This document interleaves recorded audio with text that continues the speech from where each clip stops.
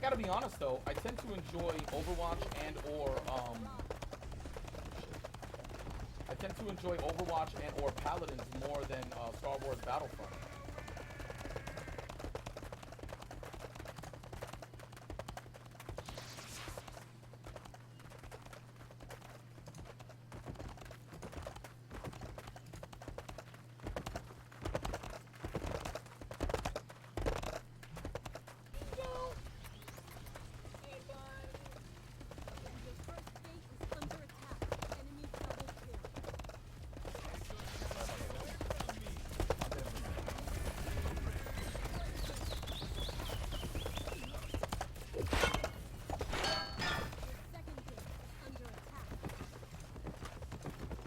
You gotta get going.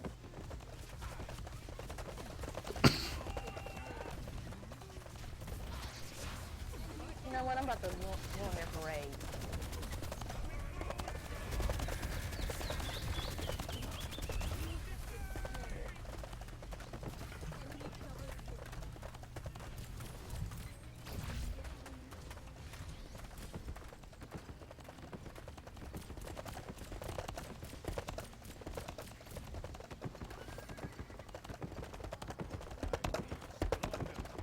Yeah, if you're, yeah, guys, there is a sub-only, there's a sub-only text, Discord channel on Discord.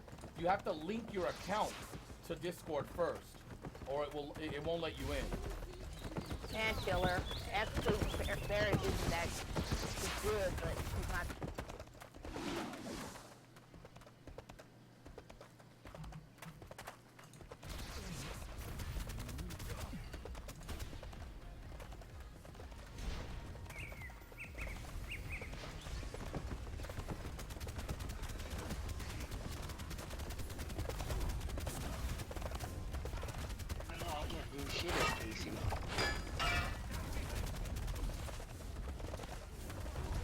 Guys, get to see.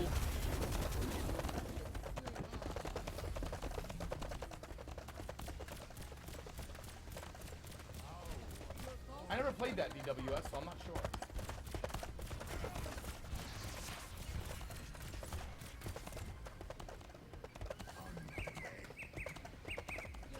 GG looks like.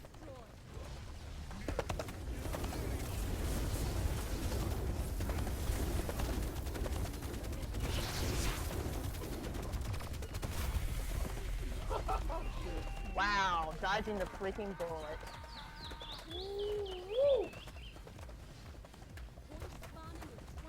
That was close.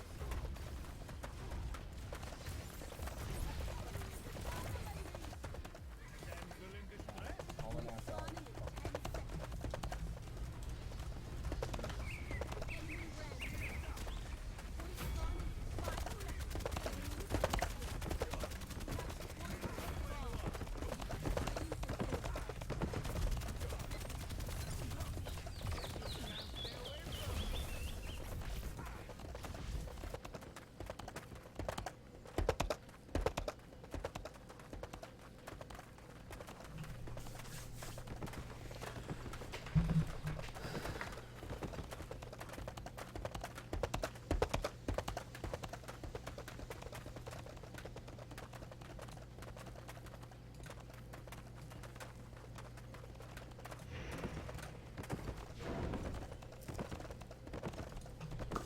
Alright, I think this is just about ready now.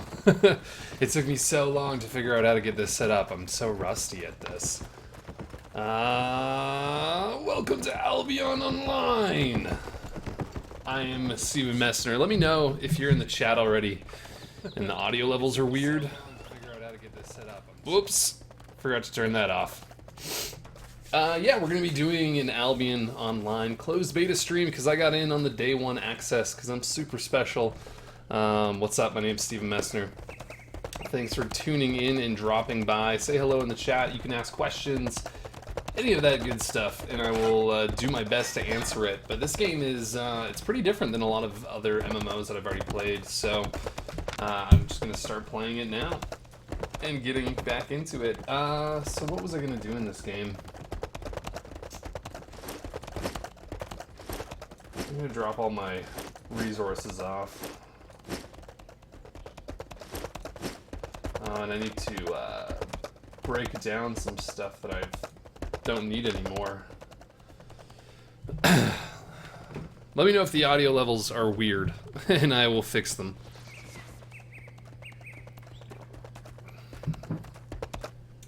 Okay.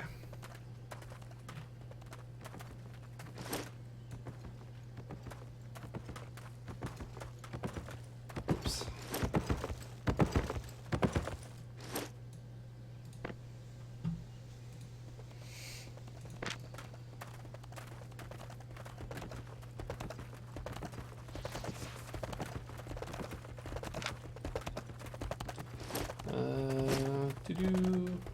Where'd that wood go? I guess I didn't get any.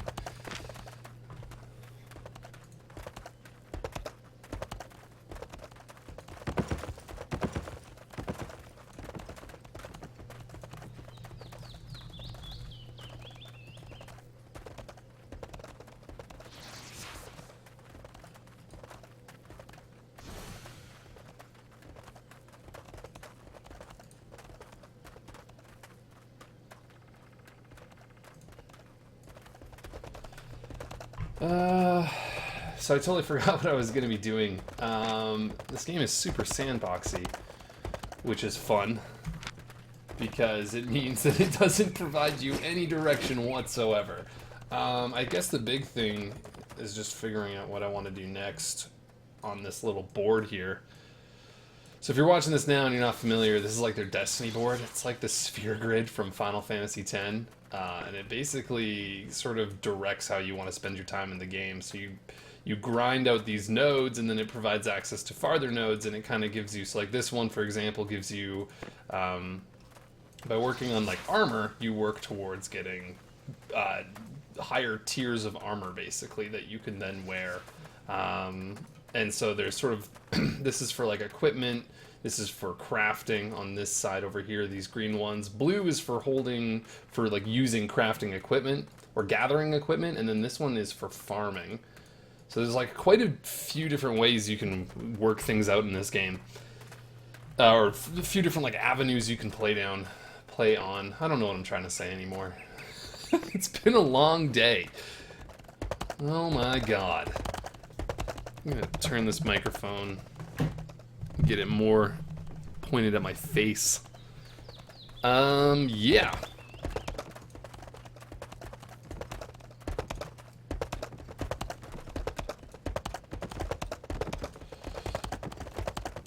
So I've been playing for about an hour. This is like kind of the main, like, first little village, so I'll show you like the map here. So you start off on this little tutorial island, and that just kind of walks you through everything, and then this is sort of the main island. If you look at like the world map, it's like pretty large, actually. These zones are like pretty decent in size. They can take a couple minutes just to walk through, and you can kind of like just see how many zones there are in this game.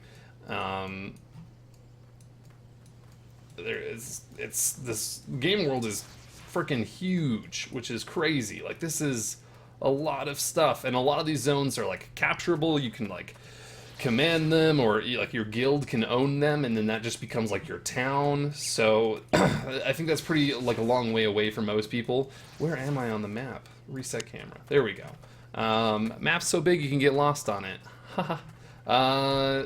Anyway, so like right now I've just started, and really like all I'm doing is just grinding out gear and figuring out what I want to do. I'm in a guild. We're called the Narwhals. We're pretty cool. I don't like to brag about it too much though, because it's just not cool. It's cool to be in a guild, but it's not cool to brag about being in a guild. It's weird how that works.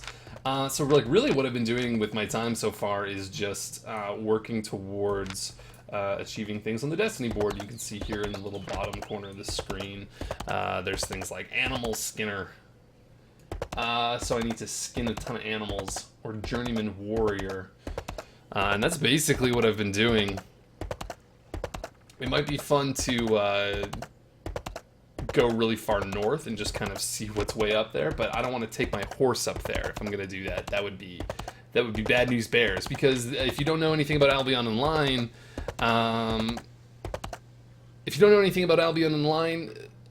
these certain areas, let me go back to the world map. So like these green areas are basically like safe zones, and this is where you can just play. If you die, you just lose some durability on your items, so it's like most MMOs. In yellow zones, there is PvP. Now, as I understand it, unless you're flagged for PvP, you get a really nice big defensive buff. So you can still be killed, but it's really hard to do so. So you're going to need to be kind of a dummy and get yourself ambushed by a lot of people to die in yellow zones. Red zones, it doesn't matter if you flag for PvP or not, you're always on an even keel with everyone else in the zone. So that's red zones are like where PvP happens, and this is full loot. Any of these areas, yellow, red, or there's black, which I'm not sure why black is so much more serious. But any of these zones, it's full loot PvP. So if you die, you drop everything on your body, which is crazy. So you asked about these walls between zones. I think this is just sort of the big barrier between the safe zone and the yellow zone. So the walls are kind of like, it's kind of like the wall in Game of Thrones. It protects the newbies and the gentlefolk from the more unsavory characters. So you can see this wall. This is a long ass wall. It just basically goes the whole distance across the map. And this map is ginormous. Like, each one of these little highlighted areas is its own zone. So you can click on it and you can see that you can, run around in there, and there's a bunch of dungeons. This game is really big, from what I can tell, which is good, because being a sandbox game, you want to have a lot of room to breathe. So I'm in, one of the newbie zones. The interesting thing too is, like, right now what I'm doing is I'm doing a lot of crafting. So like whoops, that's not the button I meant to push. I'm doing a lot of crafting. So you just walk up to like a tree and you can just hit it. And you're looking for very specific trees. Nope, that's not a tree that I want. So a lot of these trees are like, they give you tier 1 resources, which aren't that great. I'm looking for like tier 2 resources, so birch trees. And there's a whole bunch of different types of resources. Like, you can gather cotton, and then that will make cloth.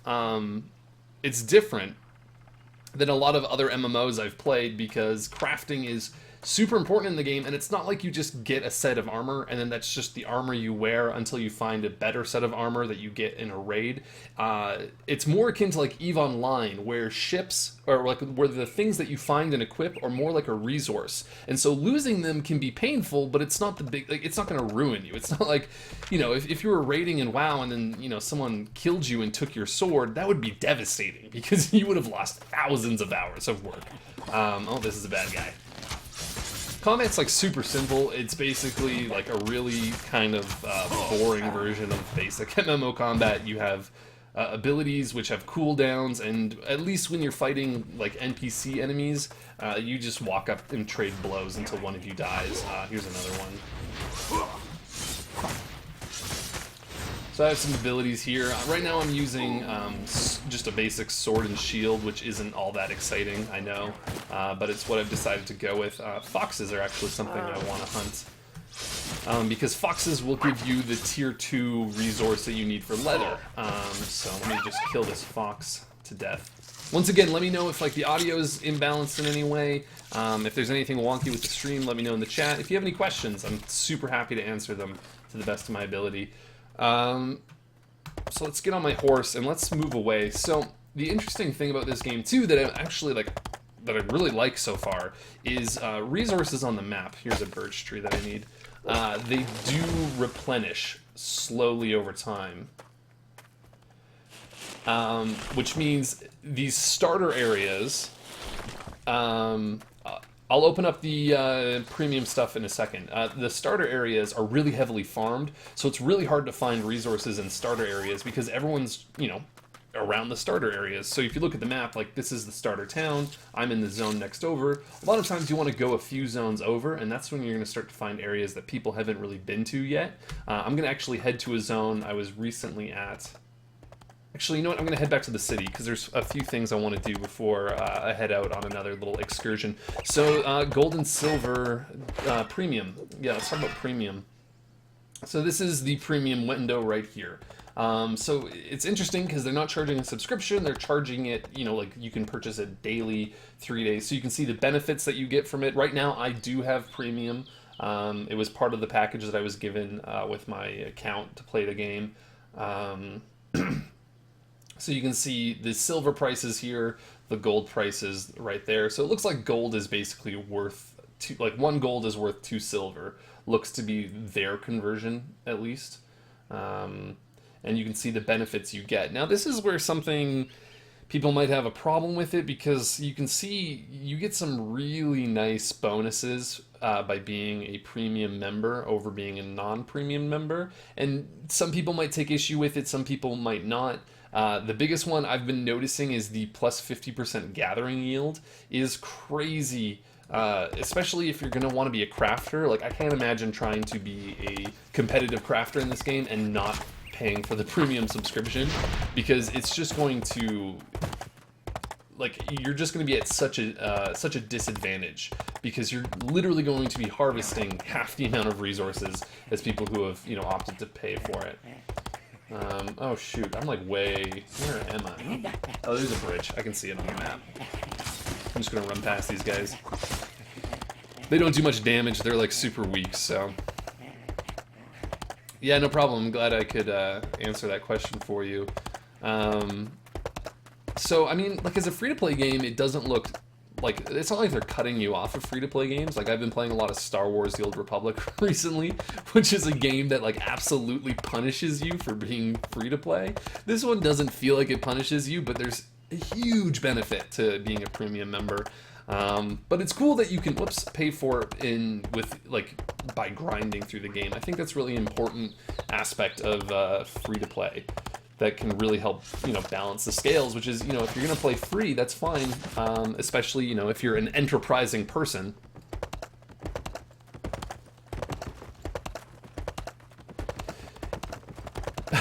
I do look beautiful, thank you.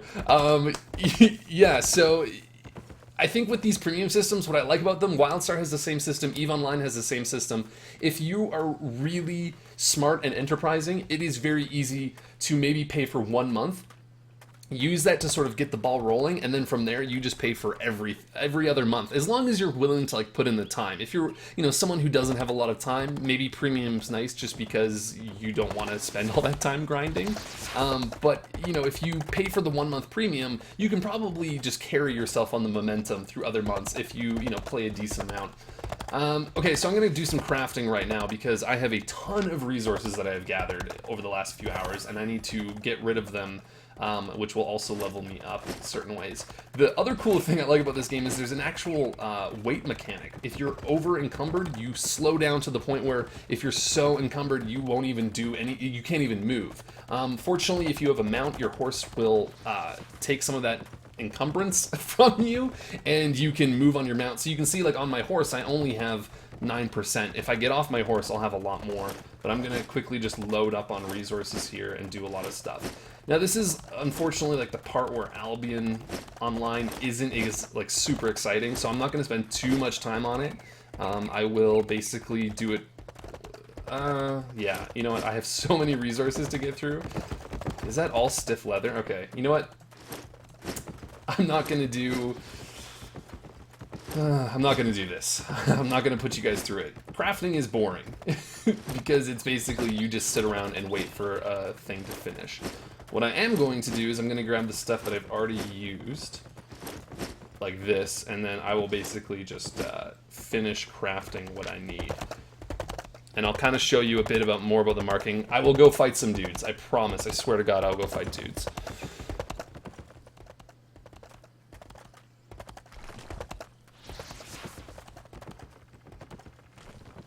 Sorry, I'm just reading the chat. Now, if this game got a sneak pickpocket similar to Fallout, people will force you to go encumbered with a bunch of junk. Right, and, like, there's no stealing. You can definitely be a bandit, which is totally what I want to do in this game. I want to, like, I want to be like a king of thieves and just, like, waylay people. Because the other thing, the incentive to go into these zones isn't just for PvP. These green zones are fine, but the way the resources work in this game, oh man, this is going to require, like, a total explanation of the foundations as I understand them. So, if you have no idea what Albion's about, there's no character levels, there's no character skills, there's nothing you're increasing. You're really only as good as your equipment. So right now, my character is rocking a lot of tier 2 equipment, which is fantastic. The green zones are really only meant for like tier 1 to maybe tier 3.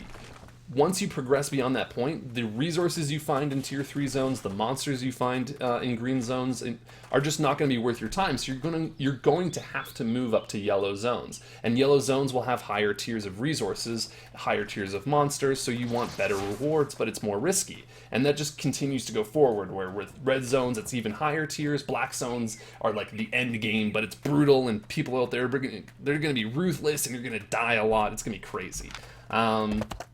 So that's a basic explanation of how this all works. Yeah, anyway, let's quickly just get through this, and then I will move on. So I'll just show you what crafting looks like. This is literally what you do. The funny thing is this game almost needs to be played windowed. For whatever reason, there's a lot of sort of wonky technical things. If you're someone who's like super anal about how games perform on a system, Albion might drive you a little nuts. Looking at like the UI even, it's really obvious that this game is being made to be played on tablets, and if you're not aware, it is available right now. You can play it on Android tablets with the closed beta. iPad isn't available yet. And you can look, like the buttons are all really big because you're supposed to use your big fat fingers to push them. And this is one of the things with crafting, you just sit around and you wait for it to finish. And depending on how much you're refining, like in this case I'm turning wood into birch planks, the more you have, the longer it takes. So if you're doing just 1 or 2, it won't take that long. Like here I'm going to do 10 more, and you can see the bar goes much faster. You also see that now I'm not on my horse, so I'm super encumbered. Look how slow my character moves. It's crazy. So it's a very different type of MMO. Honestly, I'm pretty excited. As someone who likes EVE Online, this game seems really cool. The ship sailing on the map, that is just showing you the ways you can travel by ship to different cities. So there's 3 different starter zones that you can start in. So there's this one, and this one, and you can easily move between them via ship. And then there's other areas that you can go to that I'm not too sure about as well, that you can take by ship. This is one of the main towns here, Queen's Market, and you can take a little ship to these little cute islands.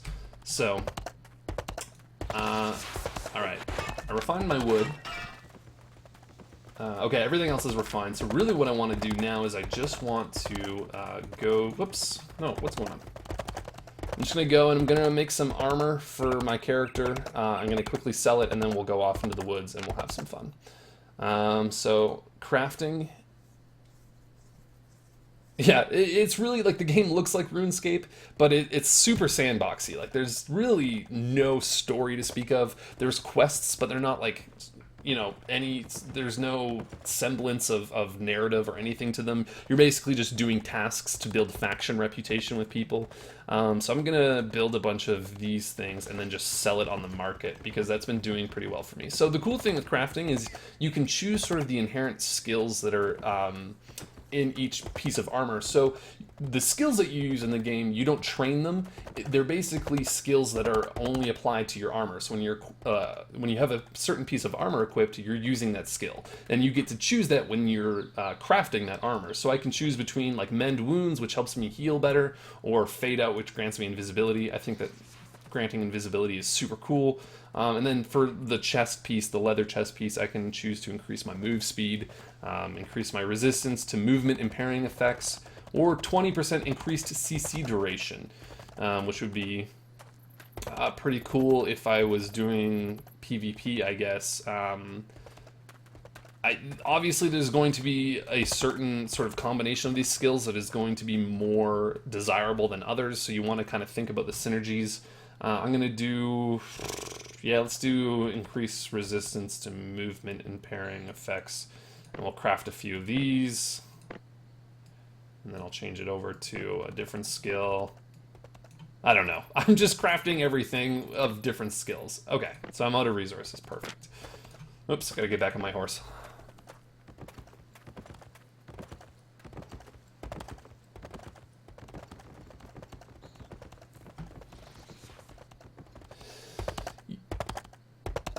Yeah, you can't own ships like Ultima Online as far as I know. One sec, I got an email. Alright. Yeah, you can't use ships. Oh, okay, CC is effective in PvE, not PvP. My bad, sorry. What do I know? You can't buy ships like in Ultima Online. There is a housing system. You can get your own little housing island, which you can use, and that's safe from any enemy attacks and stuff like that. You can also buy plots in the main city. The city right now is basically just a bunch of for sale plots, and you can buy plots, and then you can install like a woodworker house. What would you even call that? Like a blacksmith. And you could install blacksmith. You can set it to be accessible by the public, but then you can also set like a usage fee. So anyone in the public who wants to use your blacksmithing station can do so, but they have to pay a fee. So there's even like a sort of like setting up your own businesses. You could like own a chain of blacksmiths across the whole of Albion Online if you wanted to. You could start up like the Walmart of blacksmiths if you really wanted to do so. So I'm gonna go drop some of this stuff in the sell orders. Basic market system. Let's just quickly go through and sell this stuff. I've just been selling. Ugh, there's no. I hate when there's like no. I hate when there's no like other sell orders and you never know what to sell things. I've been going for like 150 silver. I have no idea if this is like if I'm shortchanging myself, if I'm way overcharging, who knows, but I've been doing 100 for a while and those ended up selling pretty good, so I'm going to just continue with that. But there's no buy orders, so the market also has buy orders like in EVE Online, which helps. It's a much better way of doing the market, honestly. If you're not too familiar with how that system works, you can sell things on the market by placing like an auction, but you can also place a buy order, which really helps sort of regulate supply and demand in a way that you don't see in more traditional auction house systems like in World of Warcraft. I'm a fan of the sell orders. Okay. Just gonna go drop off my resources. Oh god. So like the system, like you can see the user interface is just super clunky right now. It's not great. Last I heard, they said they want to change it, which would be nice.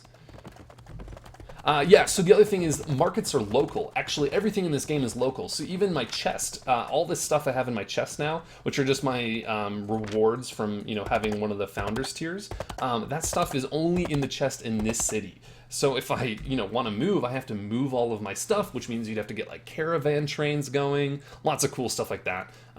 Same with markets. I believe markets are only city to city.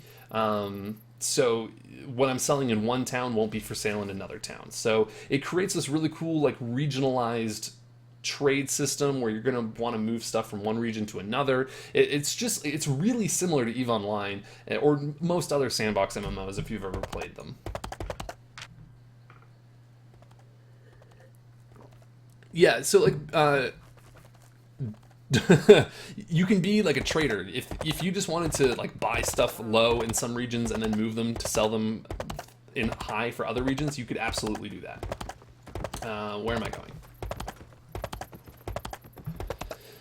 Yeah, ships would be amazing. There's no open ocean as far as I've seen. I haven't actually taken a ship yet, but from what it looks like, it's just like a fast travel. You just pay the toll and you go through. So here, like the quest givers I was talking about, you can just take a quest. These guys want me to build, these guys want me to gather stuff, which I'm not going to do because that's kind of boring. I think we should have some fun. But let me see. Yeah, you know what? I know what to do. I'm going to go to... So I'm going to tell you guys my plan. I'm going to go to Queenstown, which is up here. Queen's Market. I'm going to drop off any of my stuff that I don't want to lose, because I have some legendary gear that I was given as a founder, which can be lost if I die. And then what we'll do is we'll go exploring north and just kind of see what's out there. We'll see. I'm sure there's already players out there talking to people, like in my guild. There's already people who are way up at like tier 5, tier 6 gear, which is crazy considering I'm only at tier 2. But people have been playing since like 7 a.m. It's the launch of an MMO. Like what did I honestly expect? There's no charisma gear, unfortunately. Traders, it doesn't really seem like traders have like specific gear that they need, which is, I can see why that would be a little bit disappointing. I'm sure that's stuff that like they would look to add. You know, it's tough when an MMO first comes out because they can sometimes feel a little bit bare bones compared to something like, you know, an MMO that's been out for a decade and they have so many features.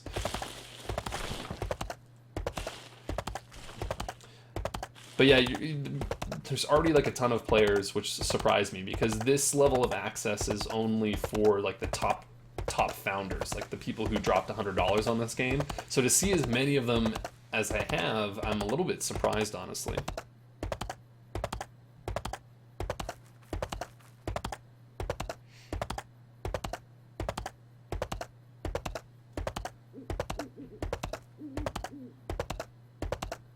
Yeah, that would be awesome. Intelligent AIs would be super cool. Unfortunately, you know, there are aspects of this game that are really, what would you call it, like typical or routine for MMOs. A lot of the creatures you fight, they wander around aimlessly. The hostile NPCs I've seen so far are just random people out in the bush somewhere, and they're just like basic, you know, enemies. They see you. If you run away a certain distance, they'll suddenly leave you. Like, they're pretty dumb. The AI is not that advanced. There's one server, so it's this whole world is hosted on one server. Everyone shares it. So once again, I've said this a million times, super similar to EVE Online. Apparently what I've heard is that certain parts of the world are hosted on different servers. So if like if you're looking in the bottom right corner, you can see that there's almost like a separate continent. I wouldn't be surprised if maybe this was like the European continent, where these servers were hosted on the European side, and then, you know, if you wanted to go over there, you could, but if you're North American, like, maybe it's better to just stick where you are on the North American side. But it's all one world, all one continent, everyone's on the same server together, but from what I've heard, different areas of the world are hosted in different locations geographically, which is kind of an interesting solution, I think. It's kind of, I like the idea that like maybe there's a part of the world where just all the Europeans hang out, just like in EVE Online. There's a whole section of space that's just Russians. You go there and there's just Russians yelling at each other in Russian, and it's crazy and kind of scary, and you don't know what to do.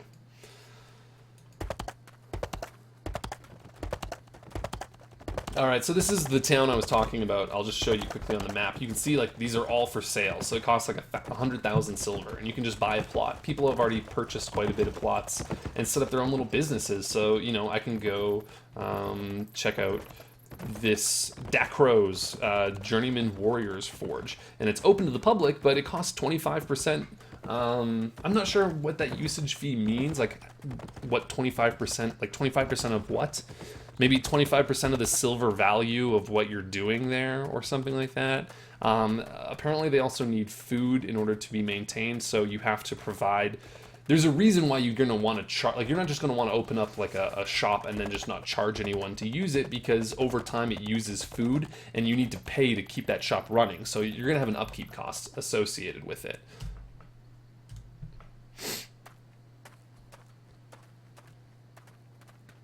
So, like, I'm not too sure about the guild assets so far. We can open up this guild menu. So this is the guild I'm in. It's our guild bank. I'm not too sure how guild assets work. I believe that there's like a guild bank that you can access, but guilds will basically hold physical territory in the world. So, like, these areas north, I don't think these towns are necessarily populated. Yeah, you can see territory has not been claimed yet. So really, like, the end game for guilds is to get out into the world, find like a section of that world, and then hold on to it. And there you'll have like physical guild assets. You'll have to protect them. You'll need people playing, you know, probably 24/7. You're gonna want US time zone, European time zone players to make sure that no one like raids your settlement where you're all sleeping.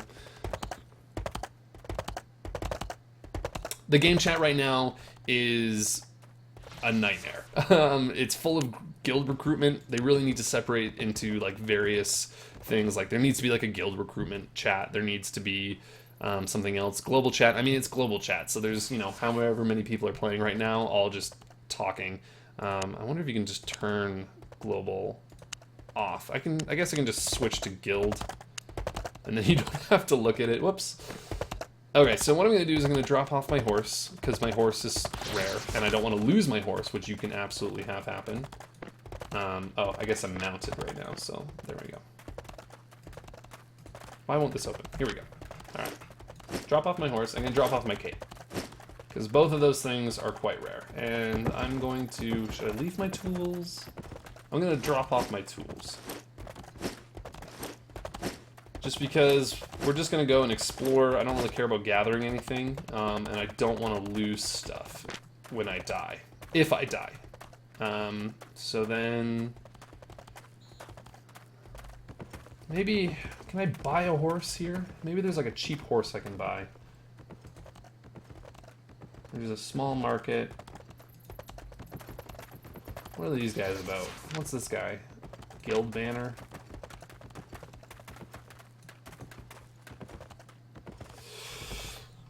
Is this like the whole... Oh, that's for the... Okay. Let me just see if I search horse. Nothing. It was, you know, it was worth a try.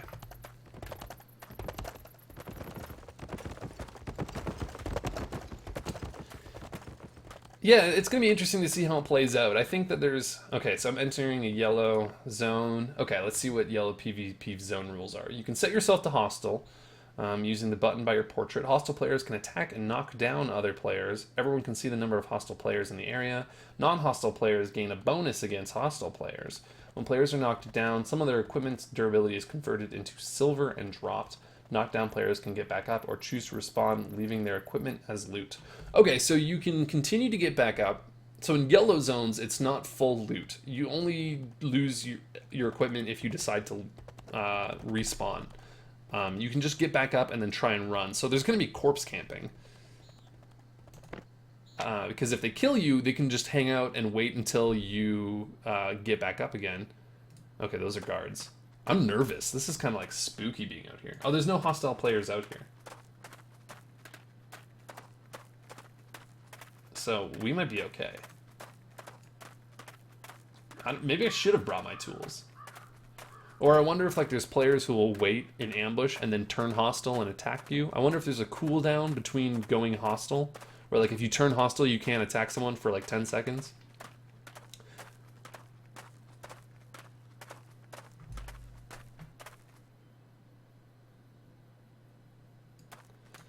If you guys have any more questions, let me know. If there's anything like specific you want me to check out, I exist for you. I'm here to help you better understand this game.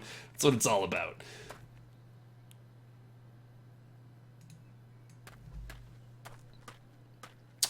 There is kind of a tech tree, honestly. Like, if you didn't see me show off the Destiny board, this is what guides character progression. This is what sort of gates you off to everything. So you can see this is sort of like the main part of the board. Maybe I shouldn't do this here. I'm gonna go off the road. There's a dead wolf. Why is there a dead wolf? Okay, this area looks rather safe. Just gonna hang out right here. All right. Destiny board. Okay, so this is sort of like the main part of the Destiny board. I think this part, basically, this little branch here just shows your overall progress. So if you click on it, yeah, Elder Adventurer. That's just, it shows you how far you've made it in the game in general. But there's these 4 branches that each kind of have to do with a different facet of the game. So this is sort of your combat tree. This is your crafting tree. This is your gathering tree, and then this is your farming tree. So farming is like a really big part of this game too. And as I was explaining earlier, basically what you do is you have to, by just playing the game, you'll eventually unlock these trees. So playing the game in a specific way, mind you. So for example, my guy is kind of, I think I'm going to build him with like medium armor. He's going to use a sword. I kind of want him to be like a DPS guy, but with a bit more tank. And so what I'm going to be doing is I want to train to be able to use Journeyman's medium leather armor.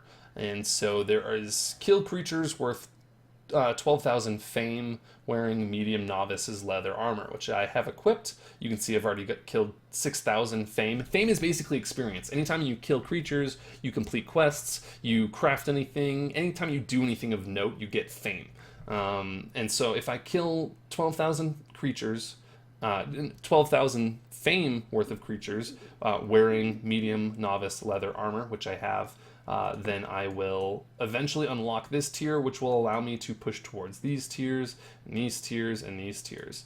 The armor system is kind of complicated. I'm not entirely sure how it works, because the interesting thing is the next tier is Adept Leather Hood.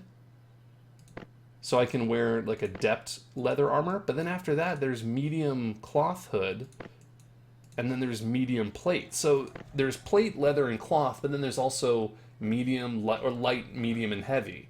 And apparently they have different abilities, so like it's really diverse how you want to build your character. You can be like a light plate wearing healer, or a heavy plate wearing mage, or like all over the place, because there's not just the material it's made of, but also I guess like the density or how heavily armored you are with it.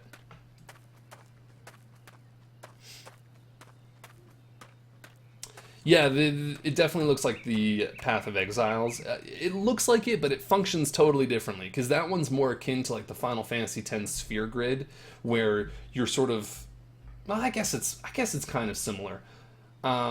I guess the difference with the Path of Exile one is you're really building like one path through it, and if you make mistakes, that's kind of like, oh, too bad. This one is more of just, you can do all of these things at once, but it's just, like you can pursue all of these at once. It'll just take a lot longer before you see, serious gains. You're probably going to want to specialize in one area.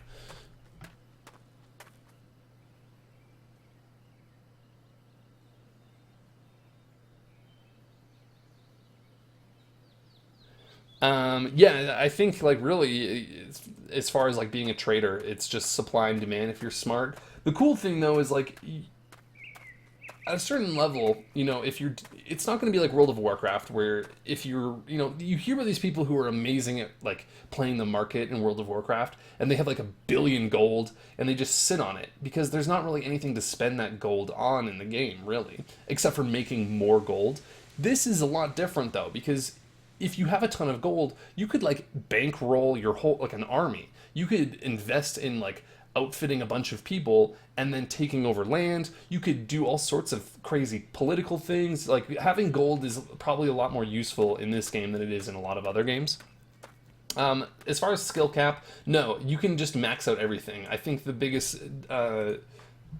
thing stopping you is time. Like getting to this point, like this happened really quickly, but I've already been playing for a few hours, and like I haven't unlocked any of these extra tiers. Now I've been kind of meandering about and just exploring and having fun, looking at these like these sort of third tier items. I think it's going to take a lot of time, because if you look at like for armor, it breaks it down by each piece, so hood, chest, and legs. So I think getting to that point is going to take a while, but there isn't really a skill cap. The other thing too is the different materials will take longer to acquire too, because if you're going to be crafting your own armor, you're going to have to be getting out into like the red and black zones and finding those materials, and there's going to be a significant time investment, I think, in order to sort of max out this tree. And even once you max out the tree, it really doesn't mean like you've beaten the game. There's still going to be a lot of things left to do.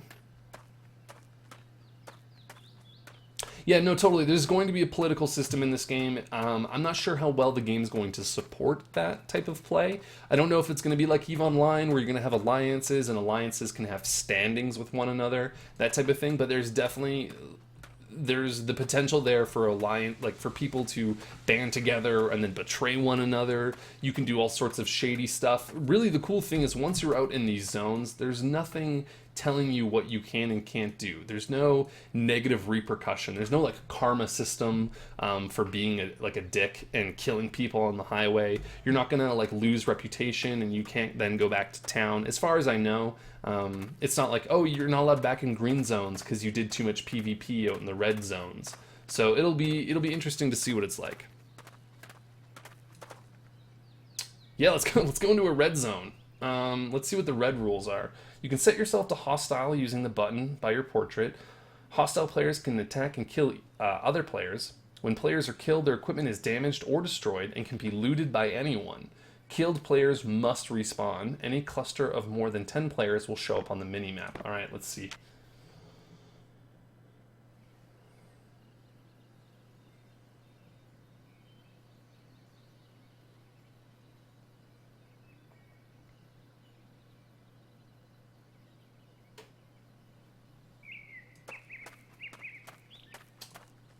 So, like, there's no one out here. I think what we're going to see, like, if you look at the map, I think right now, like, 95% of the player base is hanging out in these green zones. I'm out in this red zone, so where am I? Let's see where I am. I'm right here. I'm in Redwood Redoubt, and there's nobody. It would tell me on the map, at least I think it would. It would tell me how many players are in this area, but it looks like there's nobody. Oh, it looks like there's guards at the gates, from what I can tell. But I think you're going to probably see what you see in EVE Online, where there is, like, when you are moving out, you'll probably want to have a scout on the other side of the wall, just making sure everything's okay. I'm not too sure how those mechanics work, because, like, in EVE Online, you have, like, a cloak where for, like, a minute you are invisible to anyone once you appear on the other side. I don't know what it's going to be like. So I kind of want to check out this castle. Oh, that red thing on my map. That's a good... I didn't even notice that. I don't know. It doesn't tell me. I was going to go check out this castle. But this red thing is closer. Oh, is it? No. I would have to go... You can see how the maps can be really... almost... I actually love the way the maps are laid out, because you can... Just looking at the map, you can see that there's an interesting amount of strategy, because this area is, like, totally inaccessible without going all the way around through here. So you can, like, set up cool, like, I'm sure you could set up, like, ambushes, or, you know, you could, if you shut down this area, trade would have to, you know, go through here. You know, like, there seems to be, like, a lot of skilled play in manipulating the map and forcing people around in certain areas, if that makes sense. We can go to that red skull. It'll take a while to get there. Especially because I didn't bring my horse. Because I'm seriously... What? Like, look at this thing. Wait, I heard walking. Oh god, I'm scared. Do I have... Okay. I don't have any fleeing ability. You can get... Oh. Alright, let's... There is a monster. She's level 6. Oh god. There's no way I would be able to kill her. Let's go through the trees.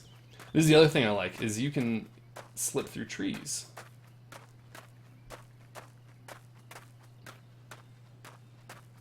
Yeah, this game does work on Mac. It is also going to be available on tablets, which is actually one of my... Like, oh shit, that's a wolf. That's a level 6 wolf, okay. That's one of my favorite things, is this game is going to be available on tablets, which I think is really cool. It's like, I don't know if anyone has played tablet MMOs. I haven't, so this is like, oh god, this wolf is like right there. I haven't played tablet MMOs, so this is me like judging a book purely on its cover. Oh my god, there's another wolf. But I feel like those games are not that great. And Albion Online seems like a really interesting game, and I would love to be able to like sit on the sofa and just play this and do what I'm doing right now, but, you know, in the comfort of reclining. Which not enough MMOs do, if you ask my opinion. Yeah, it's super early in the game right now. The game just started. People are... Oh my god, what is that? That's not a rabbit. It's a giant bear. Okay, he's only level 5. But there's 2 of them. No, I'm not going to fight those bears. Anyway.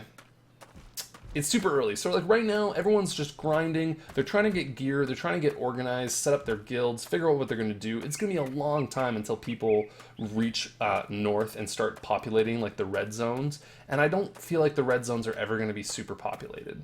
I feel like a lot of times it's going to be like it is in EVE Online, where when you go somewhere dangerous, you're always on edge, but a lot of times you'll just pass through totally... What are these? Oh, this is just some sort of plant. You'll pass through, like, relatively unhindered. So, like, I'm the only person in this zone. There's nothing going on in this zone. Sadly, this is kind of boring because I'm the only person in this zone and it's way over level. That's kind of, you know, it's always like the downside to sandbox games is they can have like, they have the potential for really awesome moments, but sadly they also require effort, or they require, you know, there's times where you just have to buckle down and get work done. It can't all be fun and games in a sandbox MMO. Yeah, you can totally... I was thinking about that today, because I was kind of like, man, I want to make a guild. We should make like an... When this game comes out, we should make an MMORPG.com guild. But I was thinking about it, and I was like, but, you know, I don't want to make just like a vanilla, boring guild. I want to make something awesome. And so I was thinking, like, I wonder if, like, you can make, like, a mercenary guild. What's this? Is this a pig? Okay, he's level 4. I'm going to take this pig out. I think I can take... Yeah, I'm wrecking this pig. I definitely think you can make super cool, you know, niche guilds, like a mercenary guild. Or, like, I was thinking, like, it would be cool to have, like, the Minutemen guild, like in Fallout 4, where you just go around helping people. That's, like, your guild, you know, Oh, I just went invisible. Well, it's good to know I can do that. Where you can, you know, like... It would be cool to have a guild where you just run around the Redlands and you just help people out for money. So someone could, like, ping you if there's a guild battle and they need some extra, you know, extra heroes or extra forces. And you can just show up and, you know, rock out with them. Or, like, I don't know. It seems pretty limitless.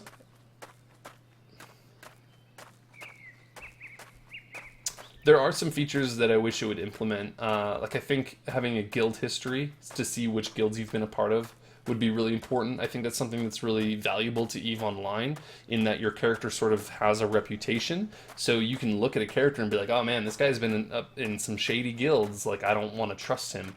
And it doesn't look like this has anything like that, which I think is kind of a shame.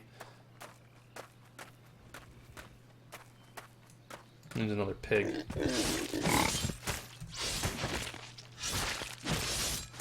Sadly, like, combat against the monsters is really dull.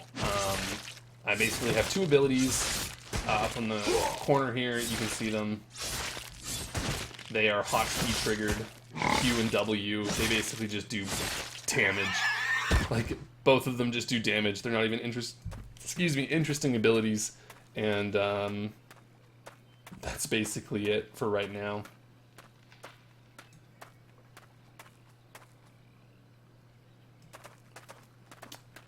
Yeah, like, you could probably set up, like, a hauling service where maybe, like, you have the logistics to haul people's goods. That would be, like, another thing that they would need to implement. Was there a bridge here this whole time? I am a dummy. I went that whole way around, and right here there was a bridge this whole time next to that red skull. I am stupid. Anyway, like, you could, like, in EVE Online, they have the thing where you can package goods up. Oh my god, what is that? It is, oh, weird. It's only level 4. Those boars were level 4, but that thing has a lot more health. I think you would need a group to kill this. Anyway, I was going to say, before I attack this guy, I'm going to attack him, and then I'll run away if things go bad. But in EVE Online, they have a thing where you can take items, you can put them in, like, a courier package, and then hand that off to someone, and they will then take that for you somewhere. And they can steal it from you, but then they also have to pay, like, a collateral. Like, there's a whole system where you're, like, basically insured for the cost of your goods if that person just decides to rip you off. There's nothing like this in Albion Online that I can tell so far, which is a shame. They're going to need a lot more systems like that to help support more interesting sandbox play. Okay, should I fight this guy? I think if I'm going to fight him, I'm going to get my ass kicked, but let's do it. There's a new thing on the map, too. What's this thing? Or was that always there and I just wasn't paying attention? Alright, I'm just stalling. Ah! Oh god, he did so much damage. I'm running away. Oh look, he does like basic broadcasts. Oh god, he's... Okay, see, you can see... But his health instantly regened. There's no way I'm fighting that guy. I don't want to lose all my gear. Like, I guess I could die and then respawn and run back to my corpse, but that would be risky and tedious, and it took me long enough just to get this basic gear. I don't want to sacrifice it if I don't have to. I'll go kill a dwarf. Yeah, so like the PvE stuff doesn't seem that fun. It definitely seems like the PvP is going to be where it's at. Sadly, because this is like the first day this game has been out, I just wouldn't expect any PvP to be happening for quite some time. I think right now everyone's just so busy trying to get their characters properly leveled up, getting, you know, hoarding materials and building and doing what they can to kind of, you know, get their first economic leg in the game. And then from there, they'll kind of evolve. So actually, I'm going to log off for about 30 minutes. In about 3 minutes. I'll get back to the safe zone. Because I don't think we walked that far.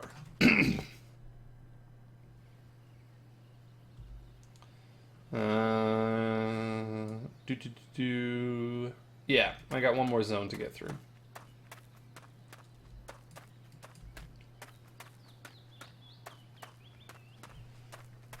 And then I'm going to log off for 30 minutes. I have to go do a chore briefly. Oh my god, there's another player. He could have attacked me.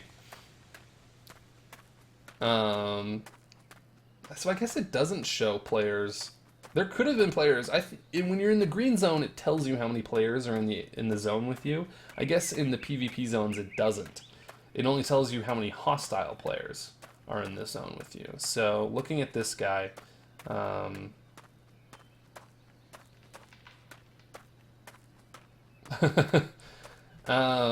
yeah, there's probably at least a handful of people in this zone. There's just no one that's hostile. So that mini Diablo guy, I know what his deal is. I know what Diablo's all about. He is like access to group content. You get like 4 people together, you kill that, and then apparently it opens up like a portal to hell, and you can enter that portal, and it's like a mini dungeon that you can do. The cool thing about those dungeons, though, is I believe the portal remains open after you've entered into it, and other people can enter that dungeon behind you. So you could enter a dungeon, and another group could come in from behind you and mark themselves as PvP, and suddenly you're doing a dungeon and also fending off an invasion from another group. Which sounds super cool. It seems like there's a lot of those types of things. So, like, there definitely is content in the game. There's going to be things to do. It's not super bare bones, but I do hope that once the game is at least released, they start, you know, iterating and bringing out stuff a lot of the time. So these guys, by the way, someone was asking about how they're going to prevent gate camping. I think these guys are going to do a really good job of that. They look mighty tough. And I would imagine that anyone who aggresses someone within range of them will meet a swift end. Okay, so I made it back to town. We did it. That was our mini excursion. Hey, Sengyo. I think that's how you pronounce your name. That's how I'm going to say it. So that was our little excursion to the red zone. Sadly, not as exciting as I would have hoped. There's just... Hopefully, I'm going to be streaming this a lot. So jump in... Like, if you haven't, you know, follow us or whatever you call it, so that you see when we're on. And during this week especially, I'm going to be playing it a lot and going off further into the months where this closed beta is going to last months.